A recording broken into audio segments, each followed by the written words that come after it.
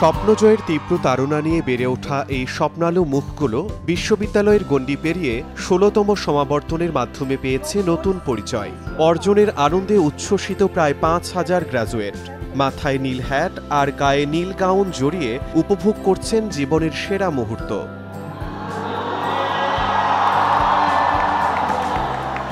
৪ বছর hard work করছি, I made friends, ক্লাবে I had so much fun এবং পুরো একটা ফ্যামিলি বানিয়ে ফেলছি ব্র্যাকে। So I think it was a like great journey.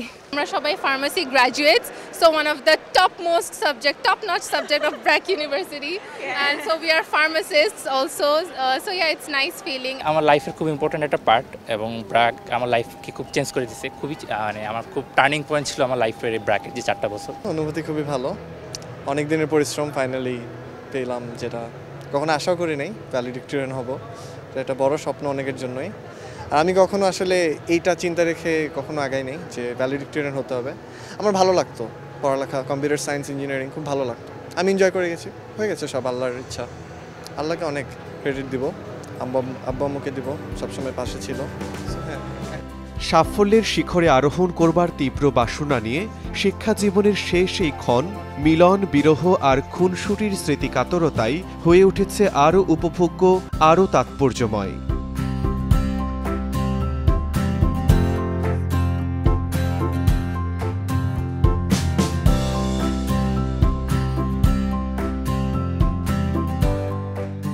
ভার্সিটিতে অনেক নিয়ম আছে, but you are remembered for the rules you are breaking, right?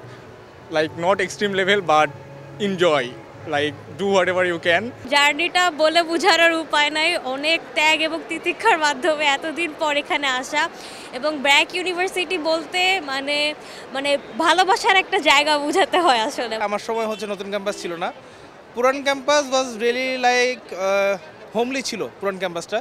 সেখানে যেরকম আমরা রিসার্চের জন্য আমরা অনেক কেটেছি, একই সাথে একাডেমিকভাবে হচ্ছে আমাদের যারা ফ্যাকাল্টি ছিল দে আর ভেরি জেনারেস, তারা খুব কাইন্ড ছিল এবং তারা সবসময় আমাদের হেল্প করেছে। সবচেয়ে বেশি মজার এক্সপিরিয়েন্স হচ্ছে যে এই যে ক্লাসের ফাঁকে আমরা হচ্ছে অনেক অ্যাডভেঞ্চারাস যেসব কাজগুলো করতাম, বা আমাদের যেটা হয়েছে যেহেতু আমরা ক্যাম্পাস পাইনি, আমরা মহাখালী ক্যাম্পাসে ছিলাম, সো ওইটা একটা পুরো হ্যাসেল অ্যান্ড স্ট্রাগল ছিল। বাট স্ট্রাগল পিরিয়ডটাকে the way we made it fun. আমরা ক্লাসের ফাঁকে ফাঁকে গিয়ে এই যে ঘুরে আসা, একটু চিল করা, দেন এসে আবার ক্লাস করা, অ্যান্ড দেন একসাথে বসে সবাই অ্যাসাইনমেন্টস করা, এই জিনিসগুলো আমি আসলে খুব মনে করি অ্যান্ড মিস করি। সন্তানের জীবনের সেরা এই মুহূর্তের সাক্ষী হতে পেরে আনন্দিত অভিভাবকরাও। তাদের আশা এই শিক্ষা দেশ এবং জাতির কল্যাণে কাজে লাগিয়ে তাদের মুখ আরও উজ্জ্বল করবে। চমৎকার লাগছে, চমৎকার কনভারসেশন হয়েছে, আমি খুব এনজয় করেছি। প্রত্যাশা ওর জন্য একজন ভালো মানুষ হয়, আসলে সবচেয়ে অনেক বড় কিছু হতে হবে, অনেক পয়সা ইনকাম করতে হবে এটা চাই না, চাই ওর জন্য এখন ভালো মানুষ হয়। ফিউচার প্ল্যানটা ও যেটাতে পারদর্শী, এক্সপার্ট, যেটা করতে ও স্বাচ্ছন্দ্য বোধ করবে সেই পথটি যেন বেছে নেয়। সমাবর্তনে প্রধান অতিথি শিক্ষা উপদেষ্টা প্রফেসর ওয়াহিদ উদ্দিন মাহমুদ। জুলাই অভ্যুত্থানে অবদানের জন্য অভিবাদন জানিয়ে তিনি শিক্ষার্থীদের নিজ পছন্দের কর্মক্ষেত্র বেছে নেওয়ার পরামর্শ দেন।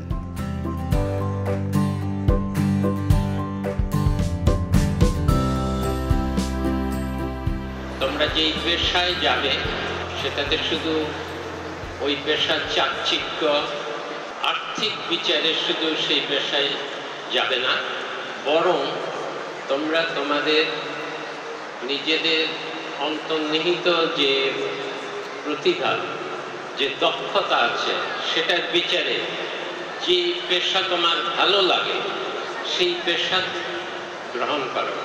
আমরা আশা করব আমরা যে নতুন বাংলাদেশ গড়তে চাই, যে সমাজ গড়তে চাই, সেখানে আমাদেরকে যেন সৎ মানুষদেরকে যেন তেলা পোকা হয়ে বাঁচতে না হয়।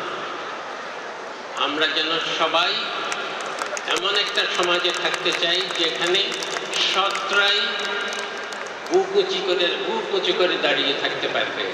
ব্র্যাক বিশ্ববিদ্যালয়ের এবারের সমাবর্তনে ৪,৮২৯ জন শিক্ষার্থীকে সার্টিফিকেট প্রদান করা হয়েছে। এছাড়া বিভিন্ন ক্যাটাগরিতে ২ জনকে চ্যান্সেলর স্বর্ণপদক এবং ২৮ জনকে ভাইস চ্যান্সেলর স্বর্ণপদক প্রদান করা হয়। শিমুল হোসেন, সময় সংবাদ, ঢাকা।